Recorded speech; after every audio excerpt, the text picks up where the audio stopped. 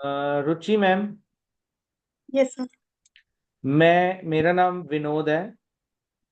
हाँ जी। और मैम मैं 45 ईयर्स का हूँ। Okay sir.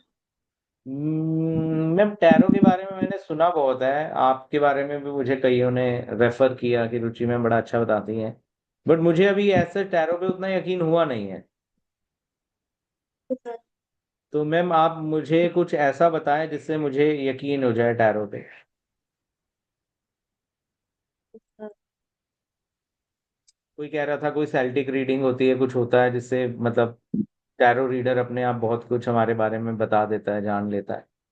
तो मैम कुछ ऐसा बताइए जिससे मुझे पहले तो ट्रस्ट हो जाए, फिर मेरे कोई सवाल होंगे तो मैं पूछूंगा। सर साइंटिफिक रीडिंग की प्रैक्टिस नहीं करी है मैंने अभी सर। तो मैम जिंदगी में प्रैक्टिस एक बार तो करनी पड़ेगी ना। Yes sir. ठीक। फिर वो अभी क्यों नहीं। Yes sir. सर आपकी सर डेट ऑफ बर्थ। मेरी डेट ऑफ बर्थ है मैम 4 नवंबर 79।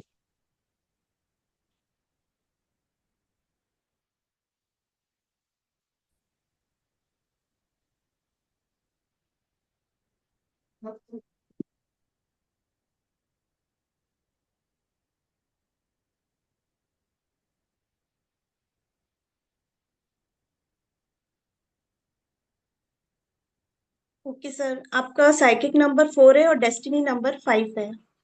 हाँ जी मैम।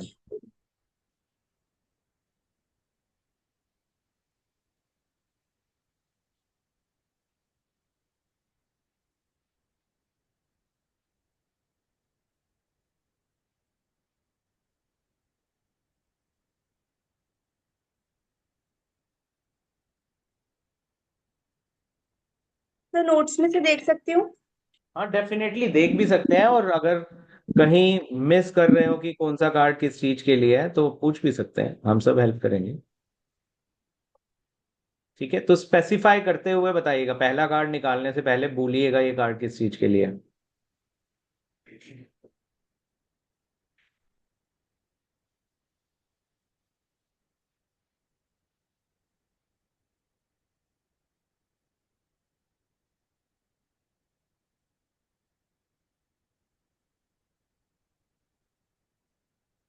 सर सबसे पहला कार्ड मैंने निकाला है रूट इशू का। ठीक है मैम। पहले 10 कार्ड निकाल लीजिए पूरे, फिर उन सबको देखते हुए एक साथ रीडिंग शुरू करिएगा। ओके। पहला रूट इशू का, दूसरा सर दूसरा है कॉस्ट का। रूट कॉज ती- का, वेरी गुड। सर तीसरा है रिसेंट पास्ट पास्ट का। ठीक है जी, निकालते सर जाएं ऐसा बोलते बोलते। हाँ। Okay sir. Fourth number present. Fourth number present का निकालिए। Fifth near future. ठीक है जी। Sixth long term future. ठीक है जी।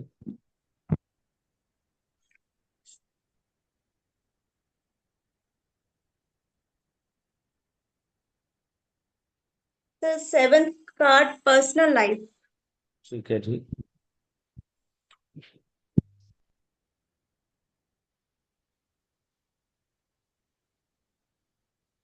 Eight surrounding energy. Okay.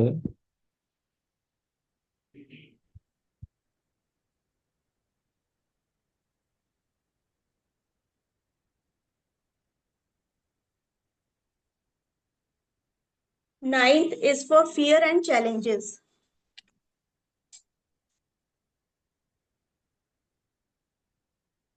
And tenth card is life lesson. Great. तो अब सारे कार्ड एक एक करके स्क्रीन पे भी दिखा दो, जैसे लाइफ लेसन का कौन सा आया। तो लाइफ लेसन का आया है ठीक सेक है, इसे ओपन करके रखते जाओ आप अपने पास सामने ही।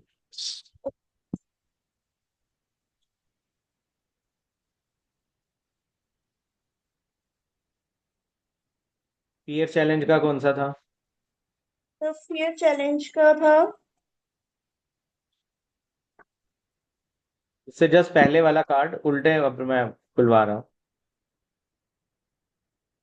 Sir ninth number card fear हाँ चैलेंजेस। खोलते जाओ फटाफट, सामने दिखाते जाओ स्क्रीन पे। Sir 5 of wants. ठीक है। सराउंडिंग एनर्जी, इससे जस्ट पहले वाला।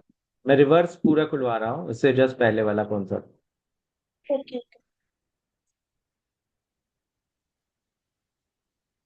Sir 9 of cups. ठीक है। पर्सनल लाइफ, उससे पहले वाला। 7th card. आप शुरू से जैसे मर्जी खोल के दिखाते जाओ, बोलते हुए कौन सा किसमें आया, एक बारी सबको दिखा दो ना, सब लोग फिर रीडिंग्स अपने माइंड में तो करनी शुरू करेंगे। सर तुम्हें शुरू से नंबर यहाँ से से कर। शुरू से बता दो, जैसे मर्जी बता दो। Okay sir.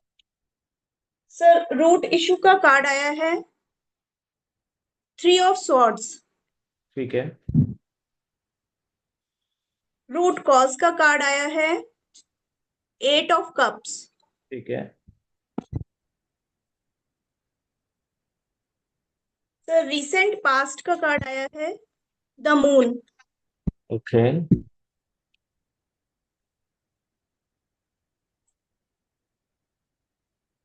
सर प्रेजेंट का कार्ड आया है 2 of swords. Okay. Sir near future का कार्ड आया है सर 3 ऑफ पेंटिकल्स। हाँ।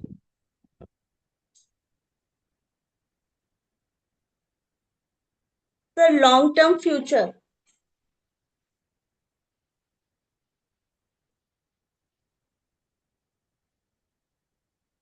सर ये है 10 of pentacles.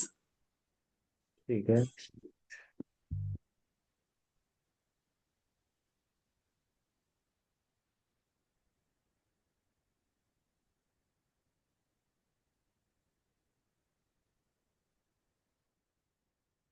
Sir personal life wheel of Fortune. ठीक है जी।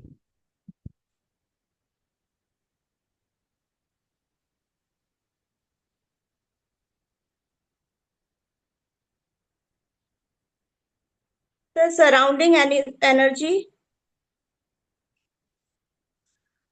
वो हमने देख लिया था। 9 ऑफ कप आया था, फियर चैलेंज में 5 ऑफ वॉन्ड्स आया था, और लाइफ लेसन के अंदर 2 ऑफ वॉन्ड्स आया था। यस।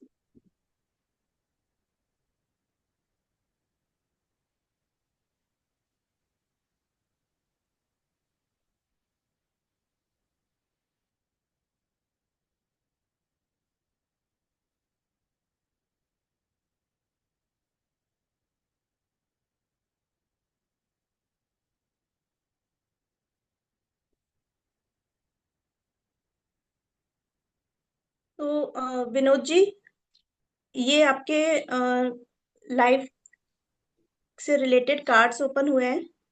जी मैम। सर रूट इशू में आया है द मून का card. Sorry sir. Sir 3 of swords का कार्ड। तो सर ये शो कर रहा है आपकी लाइफ में जो कुछ भी चल रहा है, जो कुछ भी अभी तक आपकी लाइफ में घटित हुआ है, जो भी लाइफ आपकी रही है, जो भी प्रॉब्लम्स चल रही हैं, तो उसका जो रीजन है,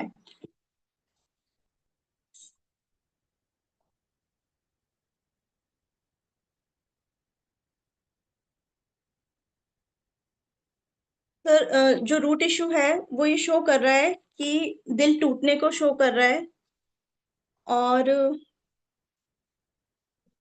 बहुत आपको लाइफ में कहीं ना कहीं नुकसान हुआ है, इमोशनली या फाइनेंशियली। आपको लाइफ में अपनी पास्ट लाइफ में कहीं ना कहीं कोई धोखा मिला हुआ है, जिससे आपकी जो लाइफ की ग्रोथ है ओवरऑल वो स्लो रही है। तो फिर आता है रूट कॉज।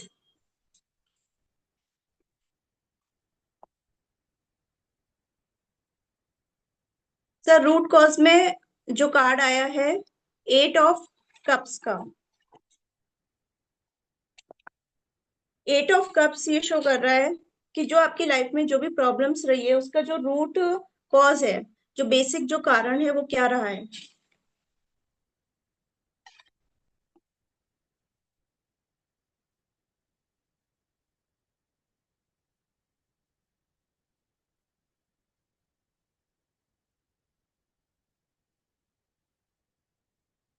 सर ये कार्ड ये शो कर रहा है कि जो भी आपकी लाइफ में प्रॉब्लम्स है उसका जो रूट कॉज है वो ये है कि आपकी लाइफ में प्रॉब्लम्स तो आई हैं पास्ट में, लेकिन आपने वहां पे टिकने की बजाय आपने धैर्य से काम नहीं लिया है, और ना ही आपने टिक के अपनी प्रॉब्लम्स को फेस किया है।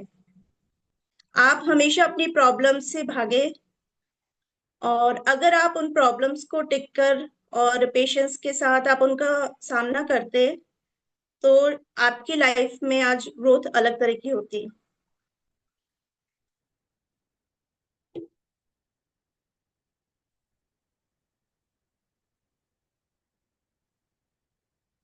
सर रिसेंट पास्ट का जो कार्ड आया है वो शो कर रहा है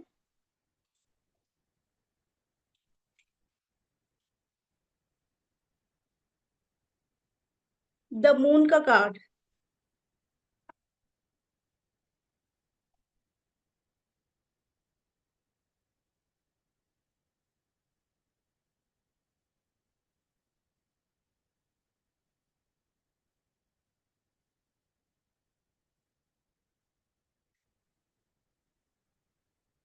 द मून का कार्ड शो कर रहा है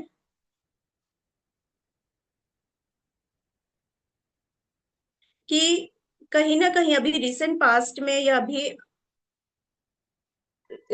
रिसेंट पास्ट में आपके लाइफ में ग्रहण लाइक सिचुएशन आई भी है।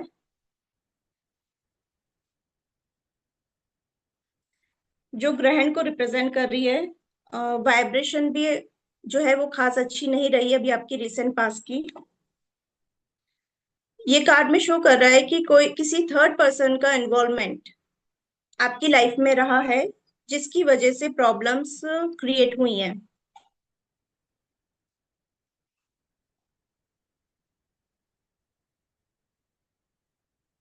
इस और चूंकि ये ग्रैंड की सिचुएशन थी तो ये थोड़े टाइम के लिए होती है, तो ये पास ऑन हो जाएगी, मतलब निकल जाएंगे आप इस सिचुएशन से। ये आपका रिसेंट पास्ट का शो कर रहा है, तो आप निकल चुके होंगे।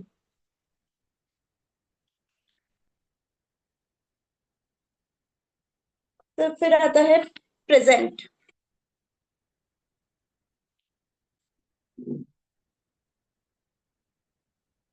प्रेजेंट का कार्ड शो कर रहा है 2 ऑफ सॉर्ड्स।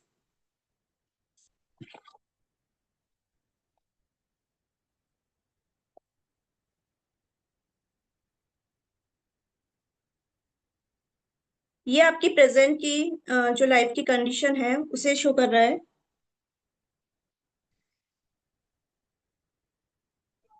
ये अभी जो सिचुएशन चल रही है उसमें आपको वेट एंड वॉच करना चाहिए। अभी आप कुछ एक्ट नहीं कर पा रहे हैं, आपको कुछ समझ नहीं आ रहा है कि क्या करना चाहिए, और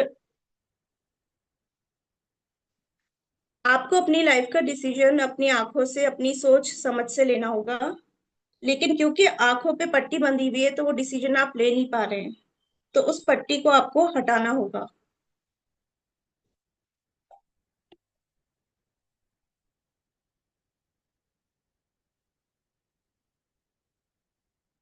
तो फिर है near future, 3 of pentacles.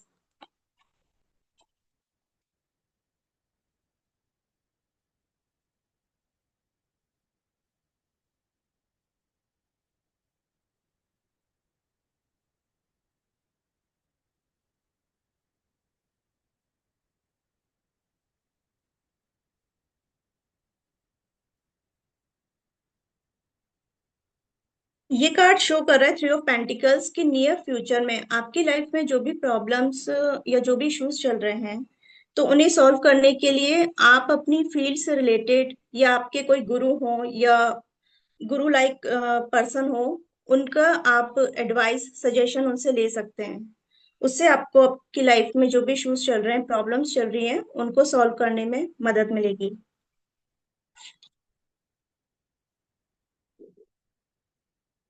Then long term future.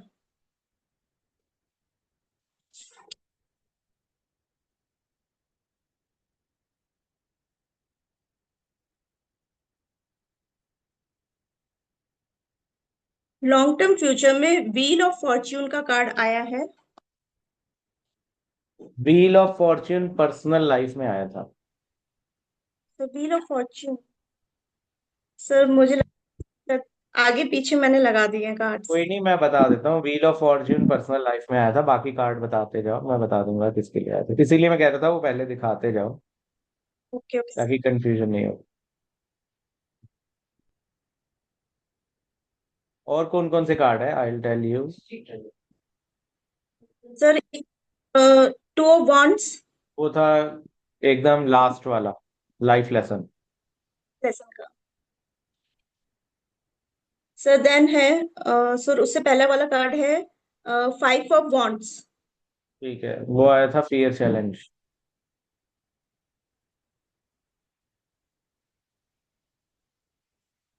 Sir उससे पहले था नाइन ऑफ कप्स। वो था surrounding energy.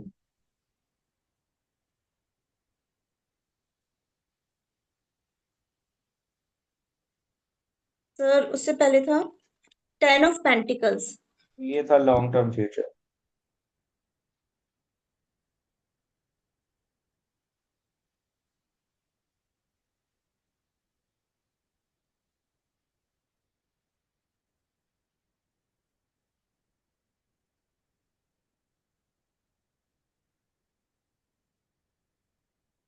Ten of pentacles show कर रहा है आपके लॉन्ग टर्म फ्यूचर को।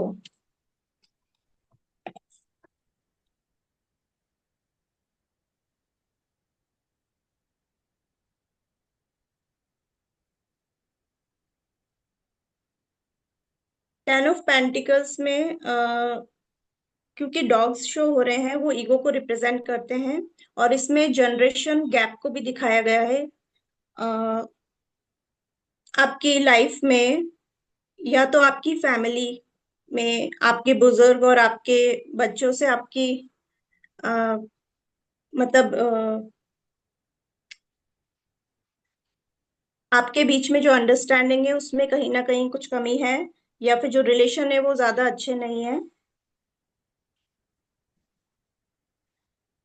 आप जब भी कोई कार्य करें आने वाले फ्यूचर में, तो आप अपने फैमिली मेंबर्स से, खास करके बड़ों से सलाह मशवरा करके करें, तो आपको फायदा देगा।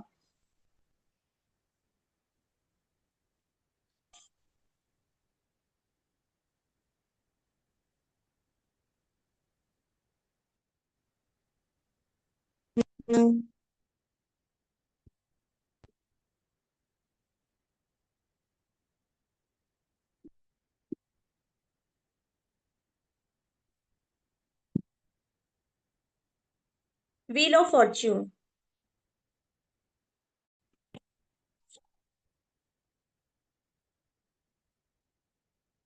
व्हील ऑफ फॉर्च्यून का जो कार्ड है वो आपकी पर्सनल लाइफ को शो कर रहा है,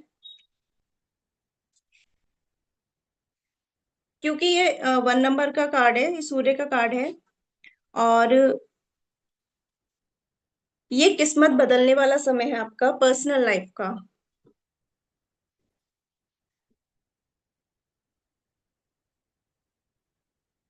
आपको पर्सनल लाइफ में सही और गलत का डिसीजन लेने का बता रहा है ये कार्ड। बाकी कार्ड के हिसाब से आपका जो रिलेशनशिप है अच्छा है।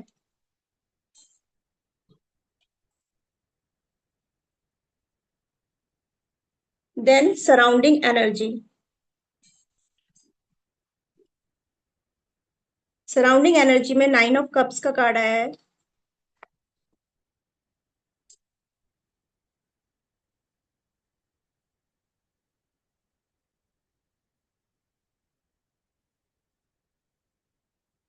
ये कार्ड बहुत ही पॉजिटिव कार्ड है, और ये शो करता है कि आप में कैलिबर भी है और आपको ग्रोथ भी मिलेगी।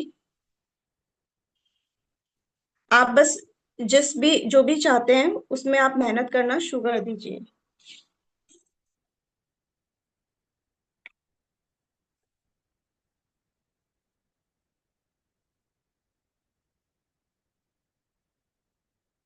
फिर है इसमें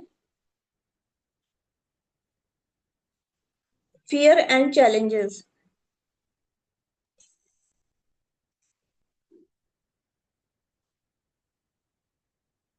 चैलेंजेस में फाइव ऑफ वॉन्ड्स का कार्ड आया sir.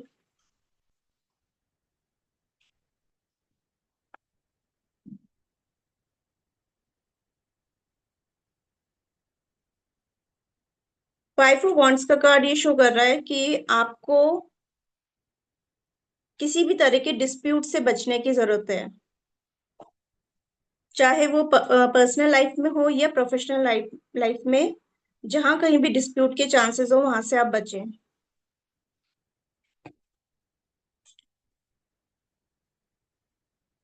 Then fear and challenges.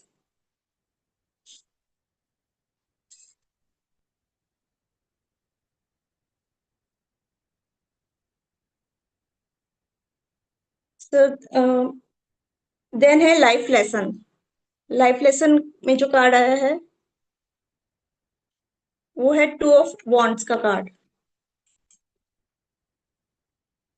To of wands का कार्ड शो कर रहा है कि आपके ग्रोथ के चांसेस ओवरसीज में भी हैं। अगर आपका कोई बिजनेस है तो आप उसको और ज्यादा बढ़ा सकते हैं। लेकिन आप अगर कुछ बिजनेस में करना चाहते हैं, बिजनेस नहीं है और करना चाहते हैं, तो अपनी जॉब में ये जो करंट आपका जो काम चल रहा है उसे छोड़े बिना आप शुरू कर सकते हैं, और इसमें आपके ग्रोथ के चांसेस हैं।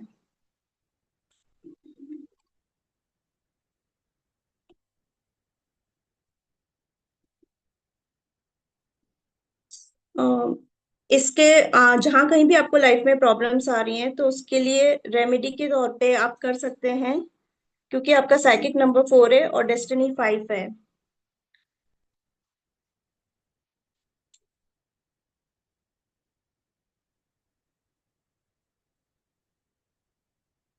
तो आप बुध की रेमेडी कर सकते हैं नॉर्थ डायरेक्शन में वेडनेसडे के दिन। सर। तो सबसे पहले रुचि शर्मा जी, मतलब बाकी सब ध्यान से सुने। She didn't know how to do Celtic cross reading, उसके बावजूद भी वो इतनी अच्छी रीडिंग कर पाई। उसका मेन कारण था शी हैज रिटन एवरीथिंग। उनके पास अपने नोट्स कितने अच्छे लेवल पर कंप्लीट है कि एक लाइव सेशन के दौरान सेल्टिक क्रॉस में कौन सा कार्ड किधर आना है से लेके हर कार्ड के मीनिंग तक इतना सिस्टमेटिक लिखा है कि she was able to access each and every information during that live session. तो अपने नोट्स का लेवल इतना जरूर रखना। तो जिसने भी अभी नोट्स वोट्स सोच रहा है कि ना लिखने से काम चलता है, तो लिखने का क्या फायदा है वो आज आप सबने देख लिया। तो रुचि जी, वेरी गुड, एंड मतलब रियली अप्रिशिएटेड कि आपने इतने सिस्टमेटिक नोट्स बनाए हैं। तो ये है एक अच्छा टीचर और ट्रेनर बनने की खूबी। तो कल को आप डेफिनेटली टैरो बहुत आसानी से किसी को पढ़ा भी पाओगे, क्योंकि आपने अपने नोट्स बहुत सिस्टमेटिक बनाए। Very good. अब आते हैं कि सेल्टिक क्रॉस रीडिंग में जो भी रीडिंग आपने की दैट वाज मतलब ब्रिलियंट। अब ध्यान रखना, उमा जी हैं या रुचि जी हैं या कोई भी है, आप लोग जो भी रीडिंग करोगे वो मतलब ब्रिलियंट भी करोगे, तो उसमें जो 19-20 वाला स्कोप होगा वो मैं बताऊंगा।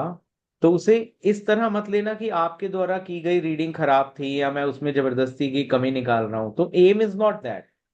एम इज कि मैं जगमोहन सचदेवा अगर आज 100 नंबर पे हूं तो मैं 101 उससे भी और ऐड ऑन क्या कर लूं जिससे मैं बेहतर हो जाऊं। तो इसी तरह जो भी आप रीडिंग कर रहे हो that was excellent, no doubt at all. But उसमें क्या चीजें ऐड हो सकती है मैं वो बताने की कोशिश कर रहा हूँ। ठीक है। तो कोई भी जना ये ऐसा ना सोचे कि जबरदस्ती टोक देते हैं तो इतनी अच्छी रीडिंग कर भी ली थी तो भी ऐसा क्यों कर रहा है, तो ऐसा ना सोचे।